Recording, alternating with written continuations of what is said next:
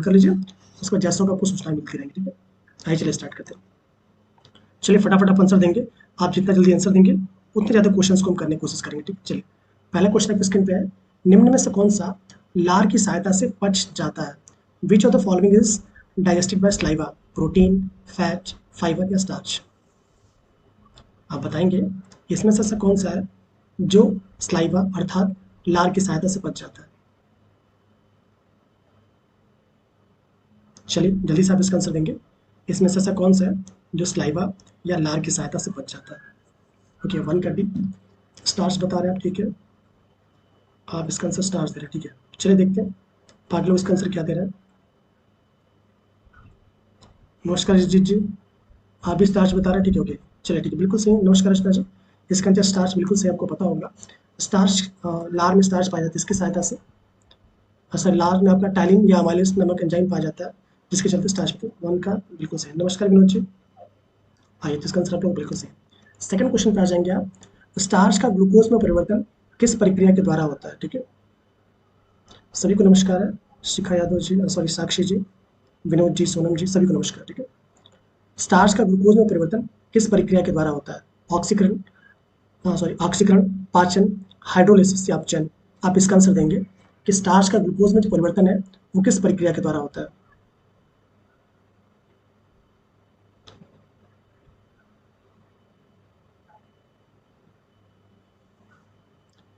आप जल्दी आंसर दें, फटाफट मूव करेंगे। ठीक है, ऑक्सीकरण, पाचन, हाइड्रोलिसिस या फिर अपचयन? 2 का भी पाचन नहीं है जी, पाचन नहीं होना चाहिए। ठीक है, स्टार्च का ग्लूकोज में परिवर्तन जो है ऑक्सीकरण, ऑक्सीकरण भी नहीं होना चाहिए। ठीक है, देखते क्या इसका आंसर सही हो रहा है। ठीक है, फटाफट आप कोशिश करिए। स्टार्च का ग्लूकोज में जो परिवर्तन है वो किस प्रक्रिया के द्वारा होता है? चलिए बहुत टाइम ले रहे हैं आप लोग, इसका आंसर जो है वो ऑप्शन आप लगाइएगा, सी की तरफ मूव करिएगा, हाइड्रोलिसिस। हाइड्रोलिसिस के द्वारा जल की सहायता से जटिल अणु होते हैं वो चरल अणु में टूट जाते हैं। ठीक है, तो इसका आंसर सी हो जाएगा, हाइड्रोलिसिस के द्वारा ही जो स्टार्च का ग्लूकोज में परिवर्तन होता है। ठीक है, अगला क्वेश्चन देखते हैं। नहीं, सबका गलत आ रहा था। ठीक है, कोई बात नहीं। नेक्स्ट क्वेश्चन में आप आ जाएंगे, अमाइलेज एंजाइम कहाँ से स्रावित होते हैं? ठीक है, amylase enzyme is secreted by which gland? जो अमाइलेज एंजाइम है वो किस ग्लैंड से सिक्रेट होता है? लीवर, पैनक्रियाज, स्प्लीन या फिर थायराइड? चलिए जल्दी से बताएंगे आप, इसका आंसर क्या होगा? जो अमाइलेज एंजाइम है वो किस ग्लैंड से सिक्रेट होता है? ओके, नमस्ते पमी जी, किसका सी बता रही हैं आप? बताइए, लीवर, पैनक्रियाज, स्प्लीन या थायराइड? बी, ओके पैनक्रियाज, बहुत बढ़िया, बिल्कुल सही। आपको पता है जो पैनक्रियाज है यही आपका अमाइलेज नामक एंजाइम स्रावित करता है, जो कि स्टार्च के पचाने में हेल्पफुल होता है। ठीक है, तो इसका आंसर क्या लगाएंगे आप? अग्नाशय। स्प्लीन नहीं करता है, दीपक जी कहाँ फंस गया? ठीक है, इसका आंसर ये होगा। ठीक है, अगले क्वेश्चन पर मूव करते हैं। हाइड्रोक्लोरिक एसिड किस अंग में स्रावित होता है? Hydrochloric acid is secreted in which organ? A liver, B duodenum, C stomach and D small intestine? आपको बताना है जो हाइड्रोलिक सॉरी जो हाइड्रोक्लोरिक एसिड है वो किस अंग में स्रावित होता है? जल्दी से बताएंगे आप। लीवर, ड्यूडेनम, स्टमक या फिर स्मॉल इंटेस्टाइन? 4 का सी बिल्कुल सही है। आपको पता है जो आपका स्टमक की जो वॉल्स होती हैं वही आपका हाइड्रोक्लोरिक एसिड का सिक्रीट करती हैं, जो कि स्टमक को एसिडिक बना देता है। ठीक है जी, स्टमक को एसिडिक बना देता है ताकि प्रॉपर गैस्ट्रिक जूसेस वर्क कर। सी बिल्कुल सही है। ठीक है, जो सी ऑप्शन है बिल्कुल सही। अगले क्वेश्चन पर मूव करेंगे हम। एंजाइम एक है, एंजाइम क्या है? एक विटामिन है, एक मिनरल है, एक कैटलिस्ट है या फिर एक प्रोटीन है? जल्दी से बताएंगे आप कि एंजाइम क्या होता है। 4 का सी सबका सही था, आप बताएंगे एंजाइम क्या होता है?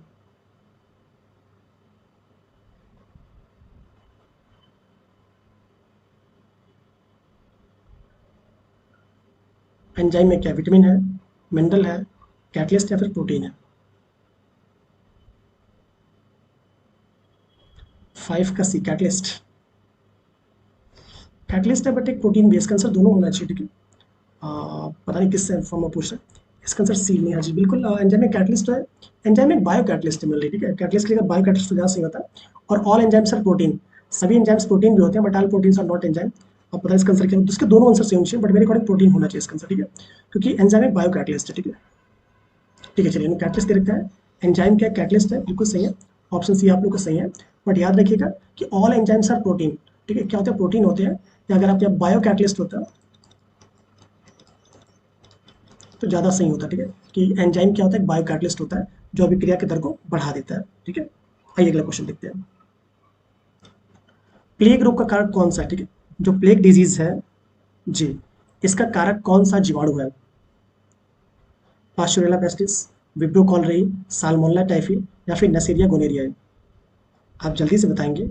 जो प्लेग डिजीज है इसका कारक क्या है? पास्चुरेला पेस्टिस, विब्रो कॉलरेई, या फिर साल्मोनेला टाइफी या फिर नसेरिया गोनेरिया? जल्दी से बताएंगे इसका आंसर क्या होगा।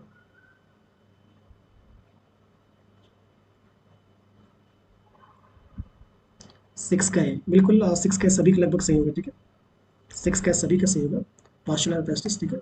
इसी के द्वारा क्या होता है, पास्चुरेला पेस्टिस क्या होता है, एक जीवाणु से होता है जो प्राय चूहों में और पिस्सों में पाया था। ऑप्शन ए बिल्कुल सही, ठीक है। आइए अगला क्वेश्चन मूव करते हैं हम। इसमें से कौन सा रोग जल द्वारा फैलता है? आपको बताना है। जो भी आप इन ऑप्शंस में देख रहे हैं, इसमें से कौन सा आपका वाटर के थ्रू स्प्रेड होता है? टाइफाइड, रेबीज, टिटनेस या फिर मलेरिया? इन ऑप्शंस में से ऐसा कौन है जो कि वाटर के द्वारा फैलता है? जल्दी से बताएंगे। टाइफाइड, रेबीज, टिटनेस या फिर मलेरिया? जी, ये बिल्कुल टाइफाइड बिल्कुल सही जा रहा है आपका। आपको पता है जो दूषित भोजन से ही टाइफाइड फैलता है, और आप जानते हैं ये रेबीज, टिटनेस आदि आदमों के लिए इम्पोर्टेंट है, ठीक है। बट टाइफाइड क्या है, ये दूषित जल से फैलता है, ठीक है। जी, सभी का आंसर सही है, ठीक है। जिसका गलत होगा उसको मैं टोक दूंगा, ठीक है। अगले क्वेश्चन पे आ पाएंगे आप। ट्यूबरक्लोसिस किस जीवाणु के कारण होता है, ठीक है। Tuberculosis is caused by which bacterium? A Mycobacterium tuberculosis, b Salmonella typhi, c Streptococcus and d Vibrio cholerae? ये भी लगभग सबका सही होगा कि जो ट्यूबरक्लोसिस है वो किस जीवाणु के कारण होता है।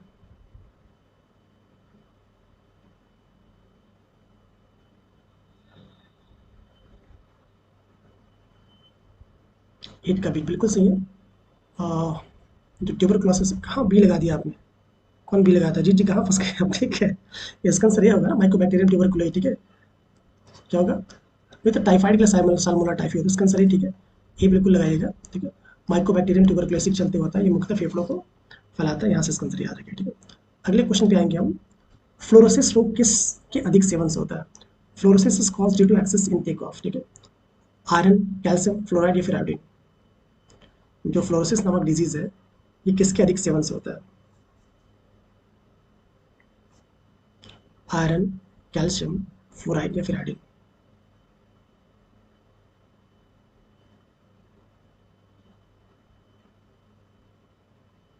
9 का सी बिल्कुल सही है। जो फ्लोरोसिस है आपका, पम्मी जी, सोनम जी, सभी का सही है, ठीक है। आपको पता होगा जो फ्लोरोसिस है ये आपका फ्लोराइड की अधिक मात्रा, आई मीन जल में जब अधिक मात्रा का सेवन करते हैं तो इससे दांत और हड्डियाँ प्रभावित हो जाती है। ऑप्शन सी बिल्कुल सही, ठीक है। अगले क्वेश्चन पर मूव करेंगे आप। पोलियो किस प्रकार के रोगजनक से होता है, ठीक है। जो पोलियो है वो किस टाइप के पैथोजन से अफेक्ट होता है? बैक्टीरिया, वायरस, फंजाई या फिर प्रोटोजोआ? जो पोलियो है ये किस प्रकार के पैथोजन से अफेक्ट होता है? जी, पीने के पानी, बिल्कुल सही है यहाँ जी। जो पोलियो है वो किस प्रकार के पैथोजन से अफेक्ट होता है? बैक्टीरिया, वायरस, फंजाई या फिर प्रोटोजोआ? ओके, 10 का बी बिल्कुल सही है। आपको पता होगा पोलियो क्या एक वायरल डिजीज है, ऑप्शन बी इज बिल्कुल सही, ठीक है। पोलियो क्या एक वायरल डिजीज है, ऑप्शन बी बिल्कुल सही, ठीक है। नेक्स्ट क्वेश्चन पे मूव करेंगे आप। एंटीबायोटिक दवाओं का प्रभाव किस पर नहीं होता है, ठीक है। जो एंटीबायोटिक दवाएं हैं इनका प्रभाव किस पर नहीं होता है? बैक्टीरिया, वायरस, सम प्रोटोजोआस और कुछ फंजाई? आप बताएंगे जो एंटीबायोटिक दवाएं होती हैं इनका इफेक्ट किस पे नहीं पड़ता है? Good evening Rekha ji.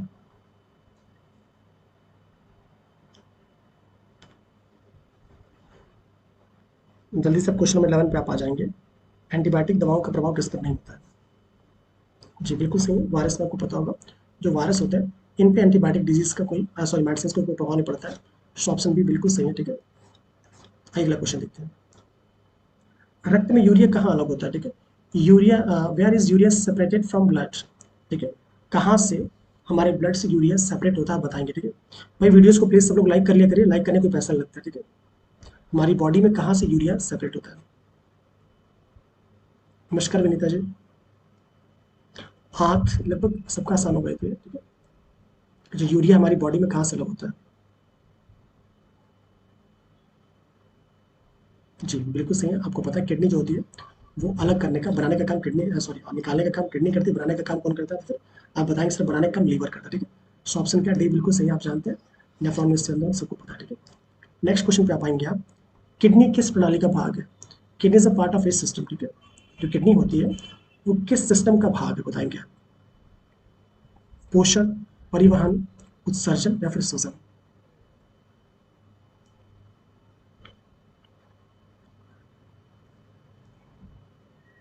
अच्छी बात है। किडनी जो होती है किस प्रणाली का भाग है, बताएंगे आप? पोषण, परिवहन, उत्सर्जन या फिर श्वसन? बिल्कुल सही है। ये किसका भाग है? तो ये आपका एक्सक्रीशन या श्वसन का भाग है। ऑप्शन सी इज करेक्ट है। नेक्स्ट क्वेश्चन पे आप आएंगे आप। नमस्कार शिवाजी। किडनी स्टोन मुख्यतः किससे बनते हैं, ठीक है। जो किडनी स्टोन्स होते हैं वो मूलली किससे बनते हैं? प्रोटीन, कैल्शियम ऑक्सलेट, फैट या फिर सोडियम? थोड़ा तेज चलिए आप लोग, कोशिश ये कीजिए कि घंटे में कम से कम 60 क्वेश्चन हो जाए, ठीक है। इसलिए बहुत ज़्यादा मैं टाइम नहीं दूंगा, ठीक है। एक भी इंसान का आंसर है मैं तुरंत मूव करूंगा, ठीक है। सी, किसका सी बता रहे हैं आप? क्वेश्चन नंबर लिखा करिए पहले आपसे। जी 14 का भी बिल्कुल सही है। जो कैल्शियम ऑक्सलेट होता है, किडनी में जो स्टोन्स होते हैं वो आपके कैल्शियम ऑक्सलेट के बने होते हैं। So option B is correct, ठीक है। ऑप्शन बी बिल्कुल सही है। Kidney stones are made up of calcium oxalate. अगला क्वेश्चन बताएंगे आप, मानव शरीर में सामान्य किडनी का मुख्य कार्य क्या है, ठीक है। नमस्कार प्रियंका जी। मानव किडनी में मानव शरीर में सामान्य किडनी का काम क्या है? ग्लूकोज का नियंत्रण, जलस्तर का नियंत्रण, यूरिया का उत्सर्जन या फिर हार्मोन का स्राव? बताइएगा इसका आंसर। ह्यूमन बॉडी में नॉर्मल किडनी का क्या फंक्शन है?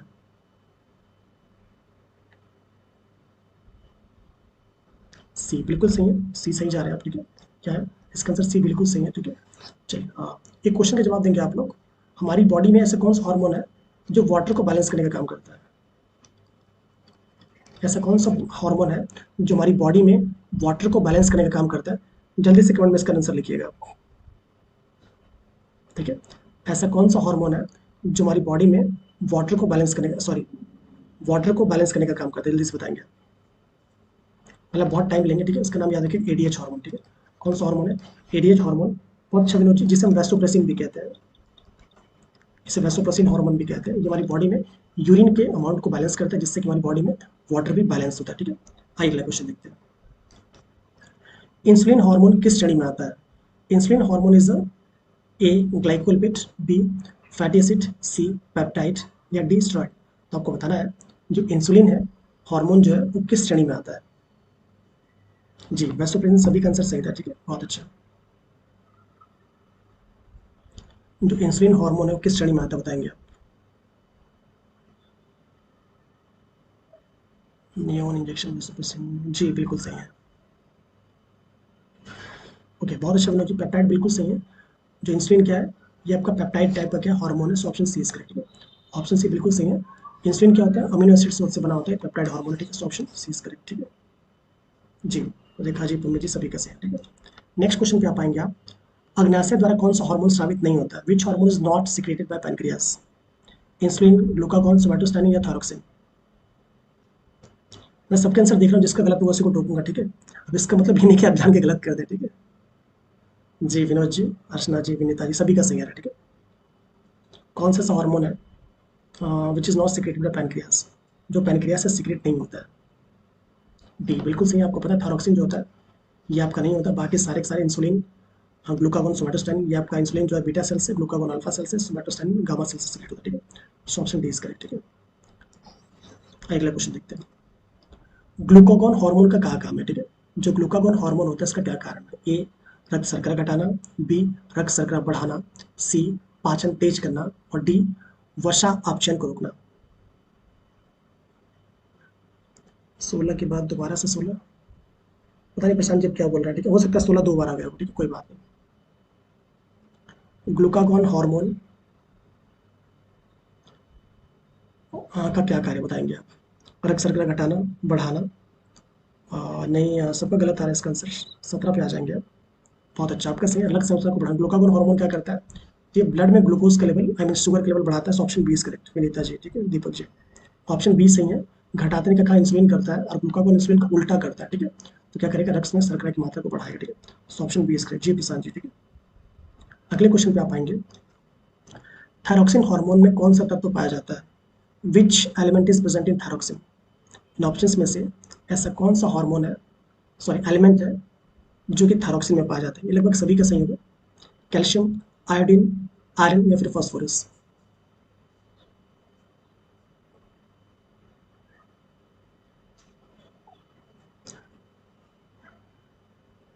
अच्छा मैं बी ही बोला था, ठीक है, मैंने ध्यान नहीं दिया होगा, ठीक है, ओके।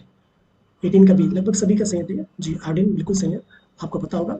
आयोडीन बिल्कुल सही है, ठीक है, कि थायरॉक्सिन हार्मोन में क्या होता है, आपका आयोडीन पाया जाता है, ठीक है। अगले क्वेश्चन देखेंगे आप, the master gland of endocrine system, ठीक है, अंतःस्रावी ग्रंथि का, अंतःस्रावी तंत्र का मास्टर ग्लैंड कौन है, बताएंगे आप? Thyroid gland, pituitary gland, adrenal gland और फिर पेनक्रियास? अंतःस्रावी ग्रंथि की मास्टर ग्रंथि कौन है? क्वेश्चन नंबर 19 पे आ जाएंगे आप।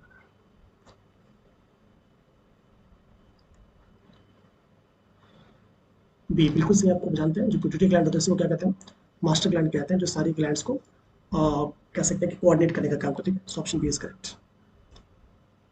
अगले क्वेश्चन पे आप आ जाएंगे। बताइए। हेलो। हाँ मैं क्लास में, बताइए। जी। हाँ मैं लाइव हूँ, बताइए। अम, देखिए सर, जो सिलेबस की बात कर रहे हैं, सिलेबस में तो आपको देखना पड़ेगा ना कि क्या मॉक टेस्ट चल रहा है। अगर आप एप्लीकेशन की बात करें तो एप्लीकेशन में सर क्या नाम है, जो सिलेबस है इसी अकॉर्डिंग मूव कर रहे हैं हम, ठीक है। हाँ। जुलाई तक बिल्कुल कंप्लीट हो जाएगा, ठीक है। अरे सर आप ऑलरेडी पढ़ाते हैं, आपको आप ऑलरेडी पढ़ाते हैं। हाँ पेपर 4 अक्टूबर को ही हो रहा है, ठीक है। और कहीं से आप चाहे तो इसको अपने चैनल पर अनाउंस कर सकते हैं, ठीक है। वो पेपर जो 4 अक्टूबर को ही हो रहा है, ठीक है, फिक्स है, ठीक है। आप चाहे तो अपने चैनल पे कहीं भी अनाउंस कर सकते हैं, ठीक है। जी। जी बताइए।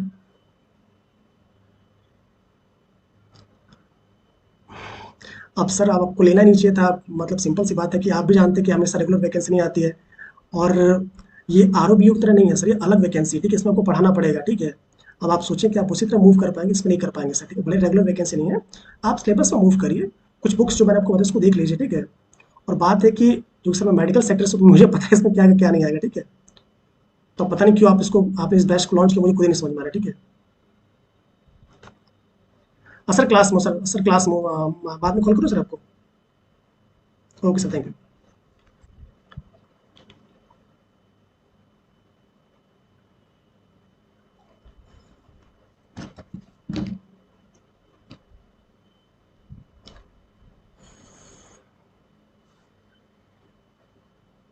सॉरी, थोड़ा कुछ इंपॉर्टेंट कॉल आ जाती है, ठीक है। सॉरी।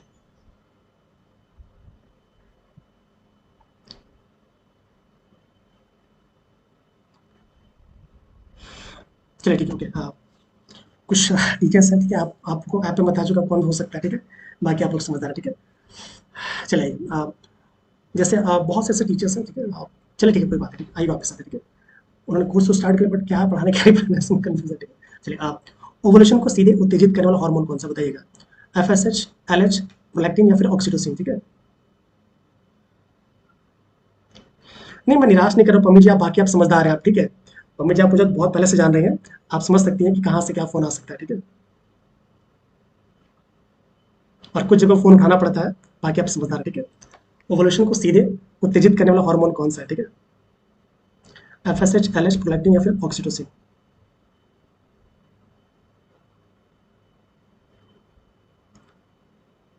जल्दी से आंसर बताएंगे आप, इसका आंसर क्या होगा? ओवुलेशन को सीधे उत्तेजित उत्तेजित करने वाला हार्मोन कौन सा है, ठीक है?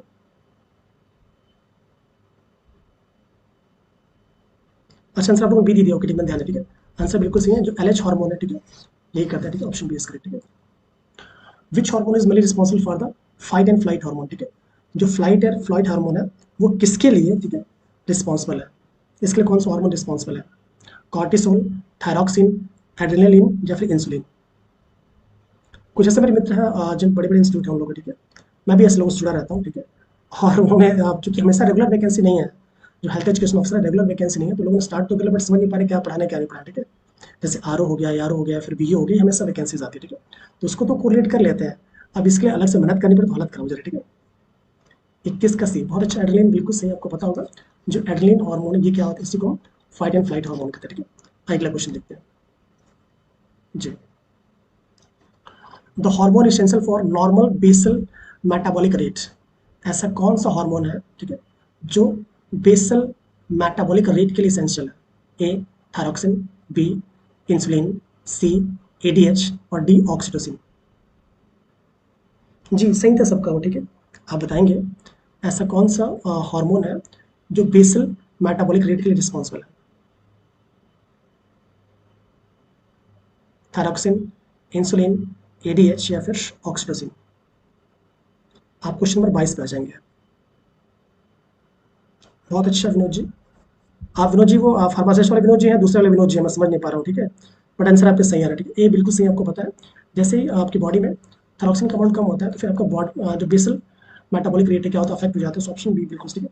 इसलिए जैसे आपको कोई दिक्कत आती है, कोई मेडिसिन आपकी बॉडी में वर्क नहीं करती, डॉक्टर क्या कहता है, आप जाइए पहले टीएसएच की जांच कराएं, ठीक है। पहले T3 T4 जांच करेगा, फिर वो नहीं समझ, फिर टीएसएच की जांच करा देता है, थायराइड स्टिमुलेटिंग हार्मोन, क्योंकि आप जानते हैं आपकी बॉडी की जो मेटाबॉलिक एक्टिविटीज़ अगर वही सही नहीं होगा फिर कोई भी मेडिसिन आपकी बॉडी प्रॉपर्ली वर्क नहीं करेगी, इसलिए कहते हैं थायराइड की जांच करें, ठीक है। So option is correct. Next question पे आप आएंगे, पेपर ऐसे ही आएंगे नेहा जी, ठीक है। मैं लंबे समय से जुड़ा हुआ इस क्षेत्र से, ठीक है, चूंकि मेडिकल का ठीक ठाक अनुभव है तो आई नो दैट किस टाइप के क्वेश्चन नहीं आएंगे। आप 4 अक्टूबर के बाद मिलाइएगा, ठीक है। आइए, हाँ, प्रोटीन का अंतिम उत्पाद क्या है, final product of protein digestion, ठीक है। प्रोटीन डाइजेशन के फाइनल प्रोडक्ट क्या है, ठीक है। अच्छा फार्मा वाले आप, ठीक है, समझ गया मैं, ठीक है। Final product of protein digestion is glucose, fatty acids, amino acids और फिर कोलेस्ट्रॉल।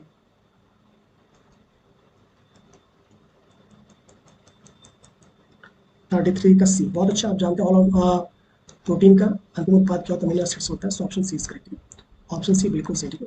नेक्स्ट क्वेश्चन पर मूव करेंगे हम। अग्नाशय रस का पीएच क्या होता है, what is the pH of pancreatic juice, ठीक है। जो पैनक्रियाटिक जूस है इसका पीएच क्या होगा, एसिडिक, अल्कलाइन, न्यूट्रल और वेरिएबल। आपको बताना है जो पैनक्रियाटिक जूस है इसका पीएच क्या होता है। ये हमारा शायद 86 या फिर 90 नंबर मॉक टेस्ट है, ठीक है, क्योंकि आप जानते हैं दोनों चैनल पे हमारे अलग अलग मॉक टेस्ट चलते हैं, ठीक है। तो उस पर नहीं तो इस पर चलता रहता है, ठीक है। तो और हमारे भी क्वेश्चन सिलेबस से बाहर न, कल था सिलेबस से पहले भी हम सिलेबस के अकॉर्डिंग थे, आज भी हम सिलेबस के अकॉर्डिंग है, ठीक है। एल्कलाइन बहुत अच्छा, बहुत अच्छा दीपक जी, एल्कलाइन बिल्कुल सही, आपको पता होगा जो पैनक्रियाटिक जूस क्या होता है, एल्कलाइन होता है, ठीक है। सो ऑप्शन बी इज बिल्कुल ठीक है। विनीता जी, नेहा जी, सभी का सही, ठीक है। नेक्स्ट क्वेश्चन पे आप आएंगे, who is the constitutional head of state government, ठीक है। राज्य सरकार का संवैधानिक प्रमुख कौन होता है, मुख्यमंत्री जी, राज्यपाल जी, विधानसभा अध्यक्ष जी या फिर उच्च न्यायालय के न्यायाधीश जी। आप बताएंगे राज्य सरकार का संवैधानिक प्रमुख कौन होता है।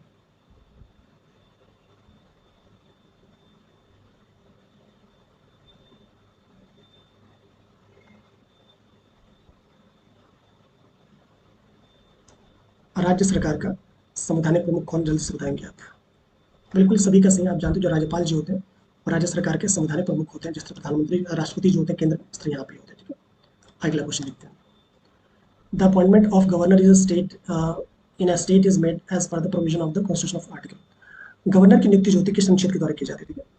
जो राज्यपाल जी की नियुक्ति है वो संविधान के किस अनुच्छेद के अंतर्गत की जाती है। अभी हम जान किसमें आसान क्वेश्चन ले रहे हैं, हार्ड क्वेश्चन भी हम लेंगे, ठीक है। बट जो इस एग्जाम का जो क्राइटेरिया उसके अकॉर्डिंग हार्ड क्वेश्चन नहीं आएंगे, ठीक है। फिर से रिपीट कर रहा हूँ, डी किसने लगा दिया, किसने डी लगा दिया वो, ठीक है। राज्य पे राज्यपाल की नियुक्ति संविधान के किस अनुच्छेद से की जाती है, 26 का बी, ओके। बहुत अच्छा, सही जा रहे हैं आप लोग, ठीक है। आपको बताना है किस आर्टिकल के द्वारा की जाती है, ठीक है। आप जानते हैं 153 से स्टार्ट होता है, ठीक है, 153 से स्टार्ट होता है, बट जब बात करेंगे हम नियुक्ति की तो आर्टिकल 155 है, ठीक है, 155 है, ठीक है। 153 से क्या बोलता है, 153 बोलता है कि प्रत्येक राज्य का एक राज्यपाल होगा, 54 में उसकी कार्यपालिका शक्ति की बात की जाती है, और जब नियुक्ति की बात की जाएगी तो आर्टिकल 155, कौन सा 155 सही, ठीक है जी, इसका आंसर सी हो जाएगा, ठीक है। नियुक्ति की बात कर रहा है ना, 53 बताते हैं कि राज्यपाल होगा, 54 में उनकी क्या कह सकते हैं कि 53 में राज्यपाल का प्रावधान है, 54 में कार्यपालिका शक्ति की बात की जाती है, और 55 में क्या होता है उनकी नियुक्ति की बात की जाती है, ठीक है। और 56 के थ्रू वो राष्ट्रपति शासन की बात करता है, ठीक है। क्वेश्चन नंबर 27 पे आप आ जाएंगे, आसान हो गया, ठीक है। भारतीय संविधान राज्यपाल में क्यों बार बार करा रहा हूं, क्योंकि राज्यपाल से क्वेश्चन बनेंगे, ठीक ठाक बनेंगे, याद रखिएगा इस बात को, ठीक है। एक आध क्वेश्चन राज्यपाल देगा आपको। भारतीय संविधान का कौन सा अनुच्छेद राज्यपाल की योग्यता निर्धारित करता है, बताइए। राज्यपाल की योग्यता किस आर्टिकल में है?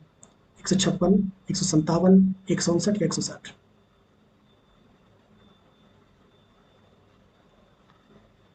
राज्यपाल जी की, अच्छा आपका सही था। अरे आप प्रशांत जी, अगर आपका गलत तो फिर बेकार है सब, ठीक है।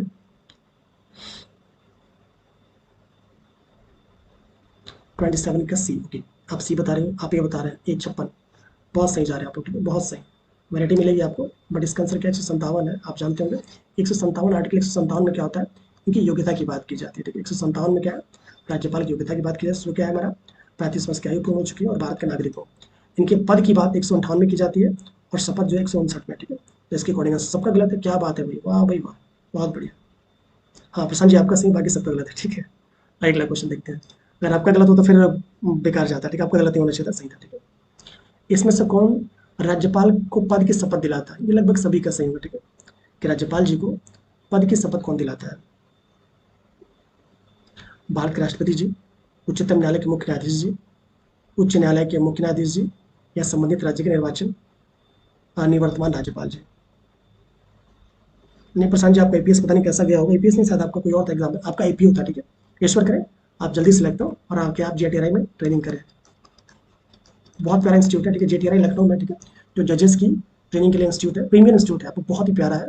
ये लखनऊ में, ये गोमती नगर की तरफ है, बहुत प्यारा इंस्टीट्यूट, बाहर से देख, अंदर नहीं जाने का मौका मिला, ठीक है। बहुत प्यारा इंस्टीट्यूट है, ठीक है, जेटीआरआई जुडिशियल ट्रेनिंग रिसर्च इंस्टीट्यूट बोलते हैं इसको, जेटीआरआई बहुत प्यारा कैंपस है, ठीक है। तो जो भी जजेस होते हैं फिर एपीओ होते हैं, उनकी ट्रेनिंग यहीं पर होती है। 28 का सी बिल्कुल सही है, उच्च न्यायालय के मुख्य न्यायाधीश से। हाँ ठीक है, उच्च न्यायालय, ठीक है, सी लगाइएगा। अगला क्वेश्चन देखते हैं। चलिए नेक्स्ट क्वेश्चन पे आप आ जाएंगे। By the time of governor has to return an ordinary bill to the concerned state legislature for reconsideration. राज्यपाल को साधारण विधेयक पुनर्विचार हेतु संबंधित राज्य विधानमंडल को कितने समय में लौटाना होता है, बताइएगा। जी जी जी, बिल्कुल सही कह रहे हैं आप, ठीक है। ईश्वर करे आप पहुंचे वहां पे, ठीक है।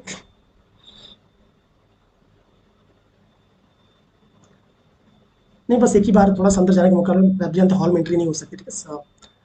काफी वहाँ का बहुत अच्छी जगह, ठीक है। कुछ फ्रेंड के साथ ही जाने का मौका मिल जाता है, ठीक है। 28 का सी, 29 का आइए, 29 का बी। राज्यपाल को साधारण विधेयक पुनर्विचार हेतु संबंधित राज्य विधानमंडल को इतने समय में लौटाना पड़ता है। इसका आंसर जिसका सही होगा वो बहुत ही अच्छा पढ़ रहा है, ठीक है, बहुत अच्छा, बहुत अच्छा। अजीत जी, अजीत जी, प्रशांत जी, बहुत बढ़िया, बहुत बढ़िया। कोई लिमिट नहीं है, ठीक है, कोई लिमिट नहीं है। मन कर लौटाए, नहीं तो कहेंगे नाम नहीं लौटाएंगे, क्या कर लेंगे, ठीक है। इसका आंसर सी लगाइए, ठीक है, सी। इसका आंसर सी सही है, कोई लिमिट नहीं है, ठीक है। आर्टिकल 200 के थ्रू, आर्टिकल 200 में क्या कर सकता है, जो राज्यपाल है वो किसी भी साधारण विधेयक को पुनर्विचार हेतु विधानमंडल को लौटा सकता है, ठीक है। इसकी कोई सीमा निर्धारित नहीं है, चाहे तो उस पर स्वीकृति भी दे सकता है, रोक भी सकता है, ठीक है। और राष्ट्रपति के हेतु सुरक्षित भी हो सकता है और पुनर्विचार हेतु भी लौटा सकता है। हाँ, धन विधेयक पर उसका कोई भी कमांड नहीं होता है, आपको पता होगा, ठीक है। अगला क्वेश्चन देखते हैं। The number of purana in India, sorry, पुराणों की संख्या कितनी बताएंगे आप? 16, 18, 19, 21? जो पुराणों की संख्या कितनी है बताएंगे आप?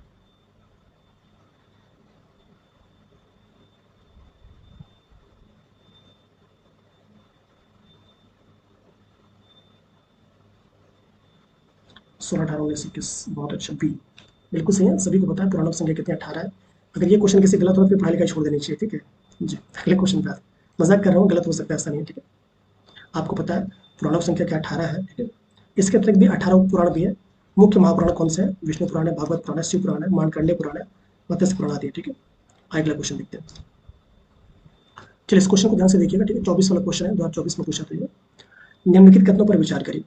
पहला, उपनिषदों में दृष्टांत कथाएं नहीं है। सेकंड में से कह रहा है उपनिषदों की रचना पुराणों से पहले हुई थी। बताइए इसका कौन सा सही है।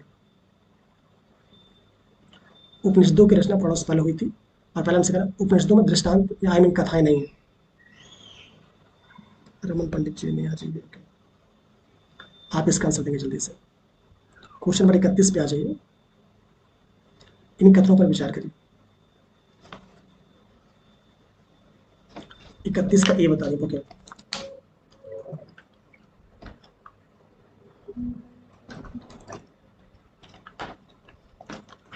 2 ओनली। ओके, ठीक है, ठीक है। रमन जी देख लेते हैं। बी भाई, पहले हमसे कहना है उपनिषदों में दृष्टांत कथाएं नहीं है, ऐसा कोई उपनिषद में उसमें कथाएं ना हो। यम नचिकेता हो जाएगा, गार्गी याज्ञवल्क्य, बहुत सी कथाएं हैं, तो पहले तो बिल्कुल गलत है, ठीक है। बी पे आते हैं। उपनिषदों की संख्या पुराणों की रचना पुराण से बिल्कुल सही है। बहुत से उपनिषद हैं जिनकी उपनिषद का मतलब होता है नजदीक बैठना, ठीक है। सो ऑप्शन बी सही, ठीक है। ये दो गलत, दो सही का मतलब ऑप्शन टू बी लगाइए, ठीक है। बी लगाया आप लोगों ने, ओके, बहुत बढ़िया। बी वाले मुझको आपको बिल्कुल सही, आपको पता होगा। जो जैसे उपनिषदों की संख्या जो है, सत्यकाम जबाली या गार्गी याज्ञवल्क्य के संवाद है, ये सभी कथाएं मिलती है, ठीक है। कथन दो सही है, क्योंकि आप जानते होंगे उत्तर वैदिक काल में उपनिषदों की रचना हुई लगभग 800 से 500 ईसा पूर्व, ठीक है। और पुराणों का संकलन बाद में हुआ है। उपनिषदों को वेदांत भी कहते हैं, ये भी क्वेश्चन याद रखिएगा, ठीक है। अगला क्वेश्चन देखते हैं। पुराणों के संदर्भ में निम्नलिखित में से कौन सा या कौन से कथन सही है? ये पीछे 23 वाला क्वेश्चन था। पुराणों के संबंध में निम्नलिखित में से कौन से कथन सही है, बताइएगा। पहला हमसे कह रहा है विष्णु पुराण में मौर्य वंश की जानकारी मिलती है। सेकंड हमसे कह रहा है वायु पुराण गुप्तकालीन शासन व्यवस्था पर प्रकाश डालता है।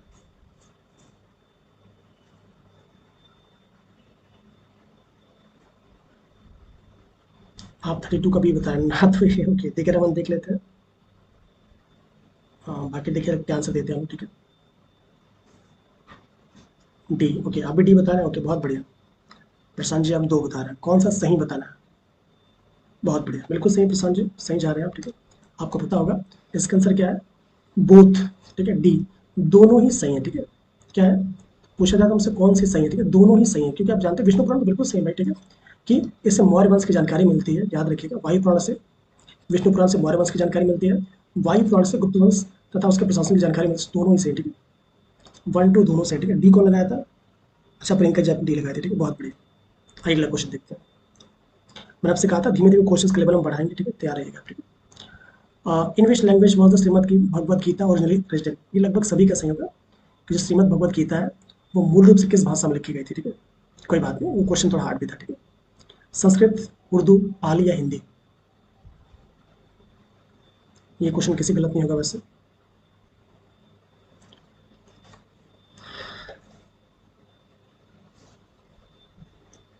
जी जी जी, बिल्कुल सही, आप जानते हैं जो श्रीमद भगवत गीता है संस्कृत में लिखी गई थी, ठीक है, बिल्कुल सही है, याद रखिएगा। भगवत गीता में क्या है, इसमें 18 अध्याय और लगभग 700 श्लोक है, याद रखिएगा, ठीक है। इसमें कर्म योग, ज्ञान योग और भक्ति योग की बात की जाती है। उपदेशकर्ता भगवान श्री कृष्ण है और श्रोता अर्जुन है, ठीक है, पता होगा आपको। नेक्स्ट क्वेश्चन पे आएंगे हम। महाभारत का प्रारंभिक नाम क्या था, ठीक है। जो originally the Mahabharata was known as, ठीक है। महाभारत का प्रारंभिक नेम क्या था? बृहद कथा, बी ब्राह्मण्स, सी बृहद संहिता या डी जय संहिता या जय?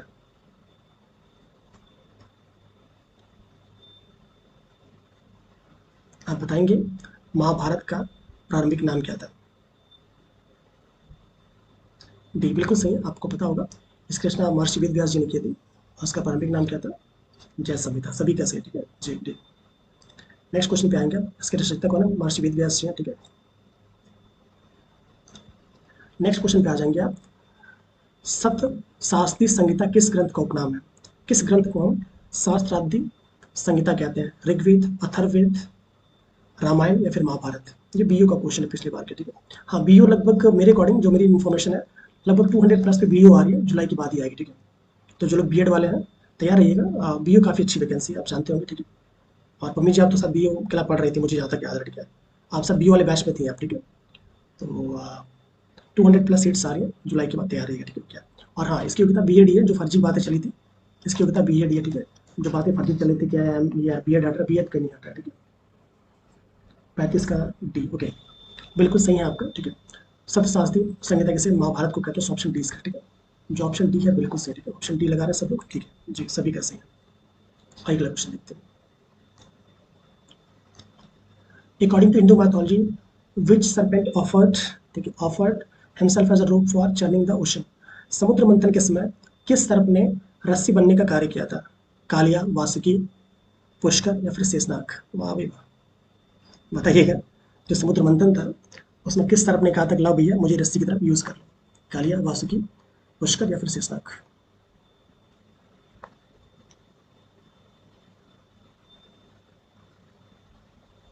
ओके, वासुकी बताया, ठीक है, चलिए सही है।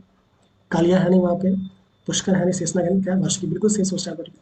कौन है वासुकी नाग? समुद्र मंथन के समय ऋषि बनाया गया, ठीक है, बिल्कुल सही, ठीक है। और याद रखिएगा समुद्र मंथन से 14 रत्न प्राप्त हुए थे, ठीक है।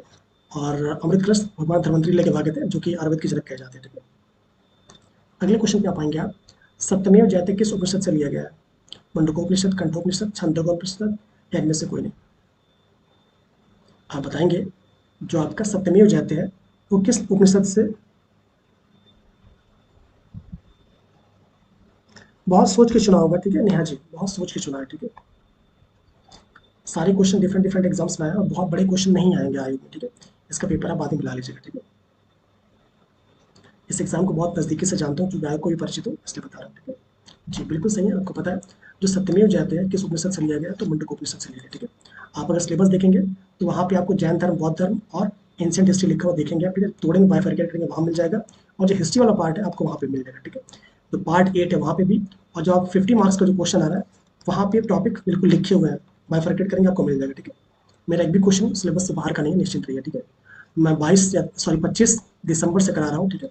उसमें भी सिलेबस था और आज भी सिलेबस है, ठीक है। आइए अगला क्वेश्चन देखते हैं। प्रारंभिक ऋग्वेद काल में सबसे मूल्यवान संपत्ति क्या मानी जाती थी? भूमि, गाय, स्त्री या फिर जल? आप बताएंगे जो प्रारंभिक ऋग्वैदिक काल है उसमें सबसे मूल्यवान वस्तु क्या थी? भूमि, गाय, स्त्री या फिर जल? ये भी लगभग सभी का सही होगा, ठीक है।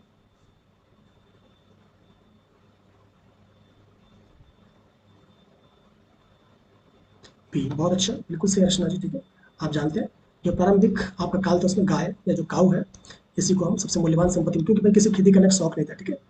और युद्धों में कभी कभी गविष्ठ गविष्ठ की बात की जाती है। गविष्ठ किसे कहते हैं? गायों की कोष या संघर्ष को हम गविष्ठ कहते हैं। ये क्वेश्चन याद रखिएगा, ठीक है। गाय का उपयोग दूध, घी सब के लिए किया था, ठीक है। आइए अगला क्वेश्चन देखते हैं। संस्कारों की कुल संख्या कितनी है? ठीक है जी, गाय को अघन्या कहते हैं, गविष्ठ भी कहते हैं, ठीक है। संस्कारों की कुल संख्या कितनी मानी गई? ठीक है, हम लगभग 90 करा चुके हैं नेहा जी, ठीक है। आइए, संस्कारों की कुल संख्या कितनी मानी गई? 10, 12, 15 या फिर 16? ये लगभग सबका सही होगा, ठीक है, क्योंकि सभी के जो हिंदू धर्म वाले हैं उनके लिए बात कर रहा हूँ, वो इन संस्कारों को जानते हैं, ठीक है। और महिलाएं तो श्रृंगार भी शादी टाइप का कुछ करती है, ठीक है। बहुत अच्छा बनोज, ठीक है, 16 श्रृंगार की बात कर रहे हैं, ठीक है, बिल्कुल सही, आपको पता है 16 संस्कार होता है, 16 सात श्रृंगार होते हैं क्या, ठीक है। तो कोड़ श्रृंगार की बात इसमें आपका गर्भाधान, सबसे पहले गर्भाधान से स्टार्ट होता है, फिर आपका नामकरण, अन्नप्राशन, उपनयन, विवाह, अंत्येष्टि, सबसे लास्ट का गर्भाधान सबसे पहले का, ठीक है। इसको याद रखिए, ठीक है। So option D is correct. अगले क्वेश्चन पे आएंगे हम। जो व्यक्ति जीविका के लिए वेद वेदांग पढ़ाता है उसे हम क्या कहते हैं? कोई ऐसा व्यक्ति जो अपनी जैसे मान ली मैं ही हूँ, ठीक है। अगर मैं अपनी जीविका के लिए अगर वेद वेदांग पढ़ा रहा हूँ तो मुझे क्या कहेंगे आप, ठीक है? आचार्य, अधर्व्यव, उपाध्याय या फिर पुरोहित? बहुत बढ़िया नेहा जी, बहुत बढ़िया। जो इंसान अपनी जीविका के लिए वेद वेदांग, मैं वेद वेदांग पढ़ा रहा हूँ आपको, ठीक है, इस समय बताइएगा उसे क्या कहते हैं? आचार्य, अधर्व्यव, उपाध्याय फिर पुरोहित? ओके, उपाध्याय कहते हैं, ठीक है। ये नहीं है इसका आंसर, आचार्य नहीं। जो वेद वेदांग पढ़ाते हैं उसे हम उपाध्याय कहते हैं, ठीक है, उपाध्याय। सो ऑप्शन सी से, ठीक है, ऑप्शन सी से। उपाध्याय आपको पता है अध्यापक का एक पर्यवाची भी होता है, ठीक है, आचार्य नहीं, उपाध्याय कहते हैं, ठीक है, इसका आंसर ये लगेगा। वो उपाध्याय वह शिक्षक होता है जो अपने आजीविका है तो वेद वेदांग को पढ़ाता है, ठीक है।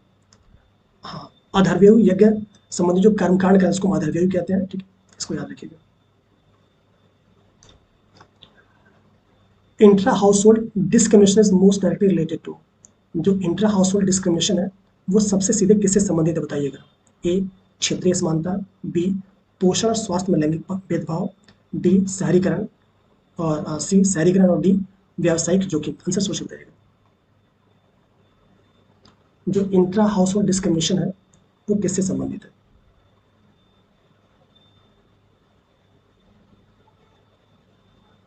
ओके, अर्चना जी, पम्मी जी, सब लोग बी बता रहे हैं, बिल्कुल सही है। जो इंटर हाउस होल्ड डिस्क्रिमिनेशन होता है ये पोषण और स्वास्थ्य में लैंगिक भेदभाव की बात करते हैं, तो ऑप्शन बी इज करेक्ट, ठीक है। आप जानते हैं घरों से ही स्टार्ट हो जाता है कि लोग लड़कियों को कम खिलाते हैं, लड़कों को ज़्यादा खिलाते हैं, अदरवाइज आपको पता होगा कि ज़्यादा न्यूट्रिशन कर सकता है लड़कियों की होती है, ठीक है। माँ को भी आपने देख लिया होगा सबसे लास्ट में खाती हैं, मतलब आप तो नहीं, ठीक है, आपने भी देखा होगा बचपन में कि पहले बच्चों को खिलाते हैं फिर पति को खिलाते हैं, सब लास्ट में खाते हैं, तो वो भी एक तरह से डिस्क्रिमिनेशन है आज भी। वो डिस्क्रिमिनेशन की एक आदत बन जाती है, पहले बच्चे खा ले, पति खा ले, फिर जो बच्चा था फिर कहते मेरा पेट भर गया, ठीक है। तो महिलाओं की कमी भी है और उनका एक बहुत बड़ापन भी है कि वो ऐसा करती है, ठीक है। आइए तो इसका आंसर बी लगाएंगे, ठीक है, जेंडर, बिल्कुल आंसर। नेक्स्ट क्वेश्चन पे आएंगे आप। Which constitutional provision is most directly linked with the abolition of caste based discrimination, ठीक है। जो भेदभाव समाप्त करने हेतु सीधे संवैधानिक प्रावधान कौन सा आर्टिकल में बताइएगा? 14, 15, 17, 21। जो भेदभाव को समाप्त करने वाला जो है वो किस में है, बताएंगे?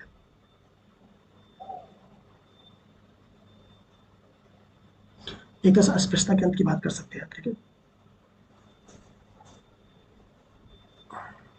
जी, लगभग सभी का सही, ठीक है। सी, अस्पृश्यता का अंत बिल्कुल सभी का सही, आप जानते हैं।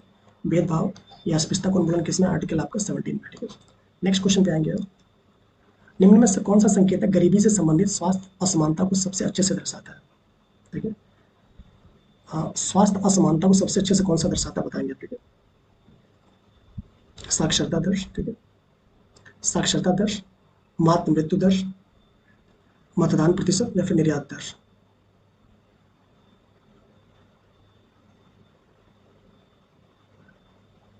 इससे अधिक स्पीड नहीं बढ़ पाएगी नेहा जी, सॉरी पम्मी जी, ठीक है। एक क्वेश्चन को कम से कम 1 मिनट आप देंगे, ठीक है, अदरवाइज फिर क्या मतलब उसको करने का, ठीक है। जी, 23 का भी बिल्कुल सही है। जो गरीबी संकेतक से संबंधित स्वास्थ्य असमानता को सबसे कौन निभाता है आपका? जो इन्फेंट मोर्टेलिटी रेट है वो बिल्कुल सही है, मातृ मृत्यु दर, ठीक है, सॉरी शिशु मृत्यु दर। कहीं पे भी जहाँ हम स्वास्थ्य की बात करते हैं वहाँ पे सबसे अच्छा पैरामीटर कौन माना जाता है? ये माना जाता है, ठीक है। नेक्स्ट क्वेश्चन पे आप आएंगे।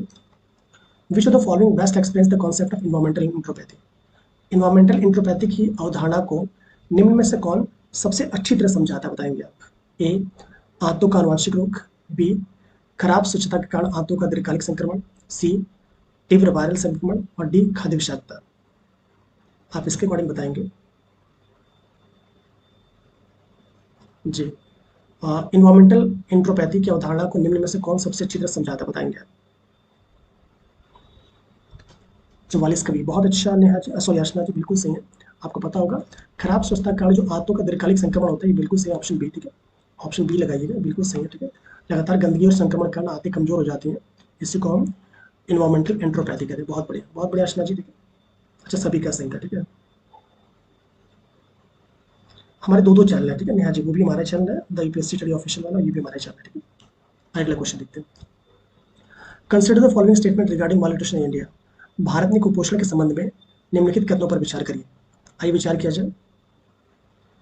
कुपोषण में अल्पपोषण और अतिपोषण दोनों शामिल है। सेकंड हमसे कह रहा है भारत में केवल अल्पपोषण ही मुख्य समस्या है, ओके। थर्ड हमसे कह रहा है छिपी हुई भूख सूक्ष्म पोषक तत्वों की कमी को दर्शाती है। चलिए क्वेश्चन नंबर 45 पे आ जाइए जल्दी से। 45 का ए, क्या बात है अर्चना जी, फॉर्म में आज आप, ठीक है। लग रहा है कुछ ज़्यादा समझ आपको आ गया, ठीक है, बिल्कुल सही है। आपको पता है भारत में अल्पपोषण और अतिपोषण दोनों है, तो ऑप्शन ए इज करेक्ट।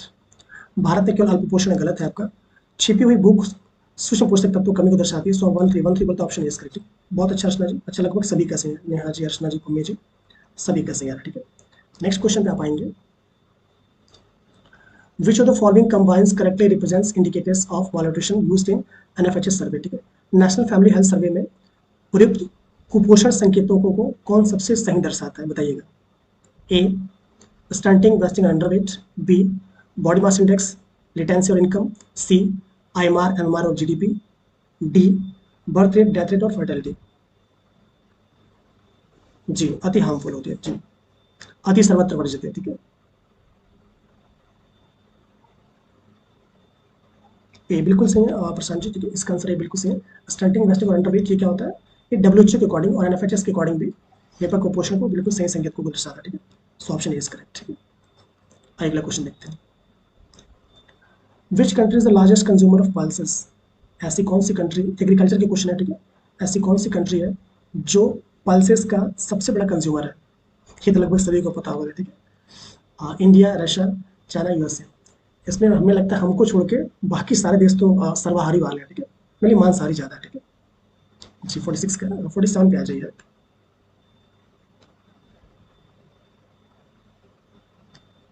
जी, 47 का इंडिया बिल्कुल सही, आपको पता है इंडिया सबसे बड़ा उत्पादक भी उपभोक्ता भी है, ठीक है, तो इंडिया इज करेक्ट।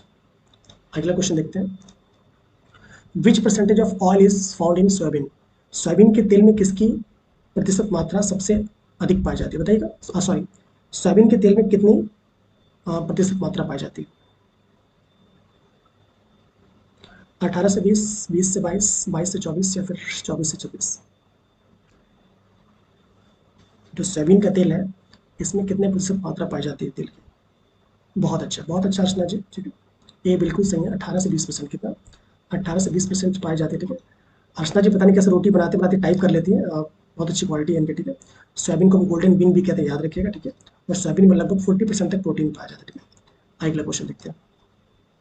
विश्व में कपास का सर्वाधिक क्षेत्रफल कहाँ पाया जाता है, ठीक है। विश्व में कपास का सर्वाधिक क्षेत्रफल कहाँ पाया जाता है? चाइना, रशिया, इंडिया या फिर यूएसए? क्वेश्चन नंबर 49 पे आप आ जाएंगे।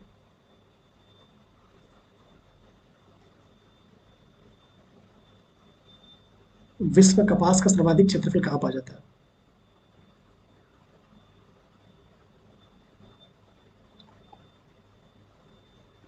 सी बिल्कुल सी, आपको पता है भारत जो है, यहाँ पे कपास का क्या होता है, सबसे अधिक क्षेत्रफल पाया जाता है, याद रखिए कि भारत में।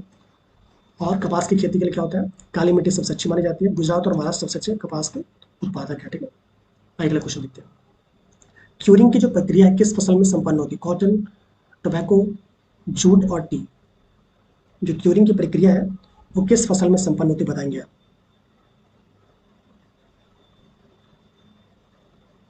तंबाकू, कपास, जूट या फिर चाय? जी बिल्कुल, सूती वस्त्र के लिए भारत है, ठीक है।